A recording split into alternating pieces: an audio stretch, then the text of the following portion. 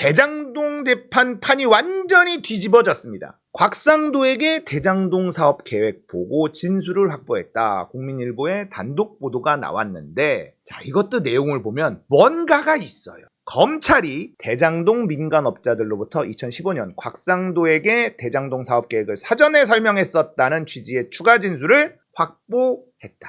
갑자기 곽상도가 몸통인 것처럼 보도가 나오기 시작합니다. 서울중앙지검 반부패수사 3부 강백신 부장검사, 최근에 정영학 회계사, 그리고 천화동인 6호 실소유주 조우형, 김만배, 남욱 나란히 소환해서 사업설명 관련 상황을 따져 물었다. 다자간 대질조사도 진행됐다. 2015년 2월 정영학이 곽상도 사무실에 찾아가 대장동 사업 계획을 설명한 정황이 상세히 나왔다. 검찰은 곽상도를 함께 만나러 간 남욱으로부터 사업 설명이 이루어졌다는 내용의 진술을 받았다. 직접 차를 몰아 이들을 데려다준 조우영도 전후 상황이 보강됐다. 이런 내용이 나옵니다.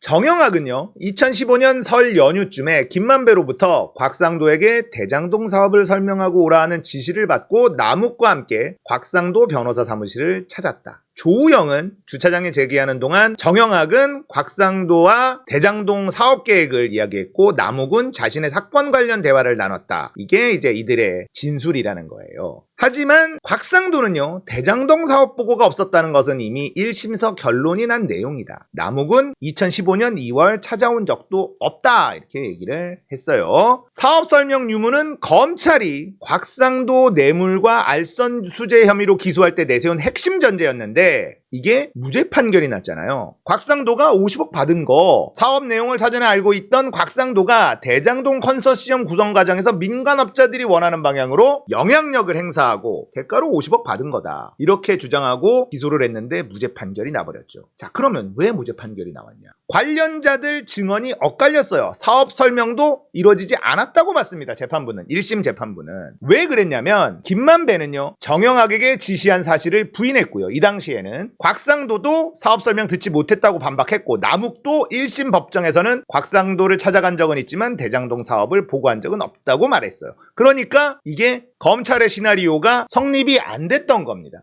그런데 이걸 다시 진술을 번복했다는 거죠. 이 진술로만 이루어지는 이런 게 진짜 너무 스트레스인데, 1심 판결 후에 검찰은 성남의 뜰 컨소시엄와의 위기가 실제 있었는지, 곽상도가 이를 막기 위해 하나은행에 영향력을 행사했는지를 중심으로 보강 수사를 진행해 왔어요. 자, 곽상도와 아들 병채가 경제 공동체임을 입증하는 것도 2심에서의 검찰 과제라고 합니다. 뭐 이런 얘기가 나오는데, 자, 뭔가가 이상한 게 진술이 바뀌었다. 그죠? 남욱, 김만배, 정영학 진술이 바뀌었다. 조우영까지도. 자, 얘네들이 갑자기 진술을 바꾼 이유가 무엇일까? 일단 이재명이 등장하지 않는다는 건 환영할 만한 이야기입니다. 대장동 재판에서 이재명이라는 이름은 이제 더 이상 등장하질 않아요. 이재명으로 몰고 가는 건 실패했다고 봅니다. 포기한 것 같아요. 그러니까 지금 쌍방울, 김성태 이쪽으로 지금 몰고 가고 있고, 이게 이화영 부지사가 진술을 번복해버리면 뇌물죄로 구속영장이 나올 가능성이 있습니다. 이재명 대표.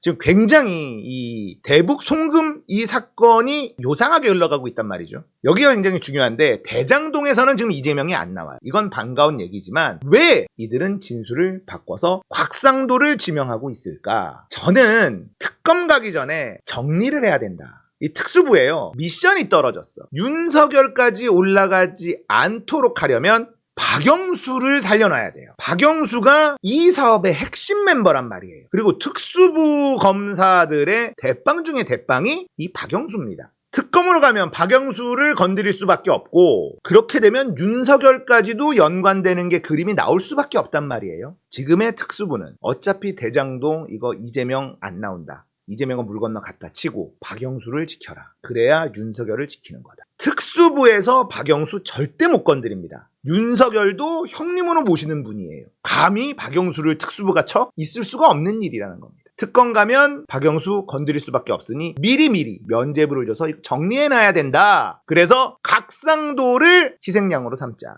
저는 이런 시나리오가 가동되고 있다고 봐요. 뜬금없잖아요. 진술이 갑자기 바뀌어? 곽상도에서 꼬리 자르기. 곽상도 입장에서는 지금 청천벽력, 날벼락이 떨어진 거예요. 자, 곽상도가 과연 혼자 죽을까? 우리가 희망 회로를 조금 돌려보자면 곽상도가 폭탄을 터뜨려 주길, 그걸 기대하는 수밖에 없게 됐습니다. 곽상도 입장에서는 지금 굉장히 쫄리는 상황이에요.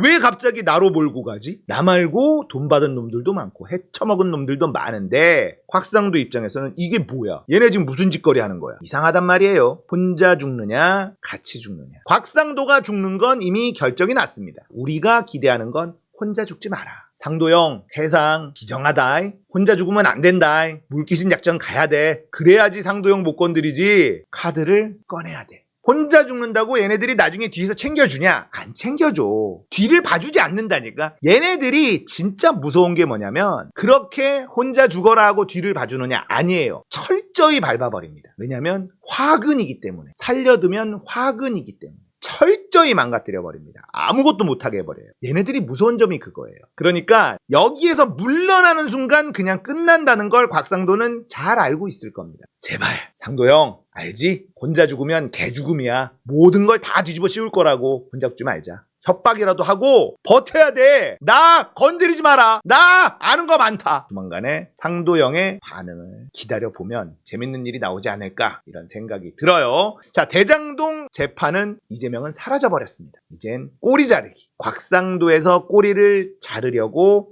검찰이 시나리오를 쓰고 있다. 곽상도가 그냥 개죽음을 당할 것인지 아니면 반격을 할지 지켜보도록 하겠습니다.